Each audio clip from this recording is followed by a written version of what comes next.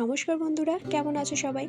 আজকে রাতের খাবারে বানিয়ে ফেললাম গরম গরম মুচমুচে পালং পরোটা। বাড়িতেই হয়েছিল অনেক পালং শাক, তো কিছুটা তুলে পেস্ট করে ময়দার সঙ্গে ভালো করে মাখিয়ে একটা ডো বানিয়ে নিয়েছি। তো ডো থেকে ছোট ছোট করে বল বানিয়ে আমি সেগুলোকে বেলে নিচ্ছি। তো এই রেসিপিটা আমার চ্যানেলে দেওয়া আছে, আমি লিঙ্কটা অ্যাটাচ করে দিচ্ছি, তো তোমরা সেখান থেকে দেখে নিতে পারো। আর এই রেসিপিটা অবশ্যই বাড়িতে একবার বানিয়ে দেখো, দারুণ টেস্ট। তো আমি দু পিঠ পরোটার ভালো করে সেঁকে নিয়ে সামান্য একটু ঘি ছড়িয়ে দু পিঠকে ভালো করে ভেজে নিচ্ছি। আর যদি ময়দাটাকে ভালো করে মাখা হয় না, তাহলে কিন্তু এইভাবে ফুলে উঠবে। তো দেখো আমার পালং পরোটা তো প্রায় রেডি। আর এর সঙ্গে করেছি কষা মাংস। পরোটার সঙ্গে কষা মাংস কিন্তু জমে যায়। তো আমার ব্লগটা যদি তোমাদের ভালো লাগে তাহলে চ্যানেলটাকে সাবস্ক্রাইব করে দিও, আর ভিডিওটাতে একটা লাইক করে দিও, আর অনেক অনেক শেয়ার করে দিও। তো চলো সবাই ভালো থেকো, দেখা হচ্ছে পরের ব্লগে। টাটা।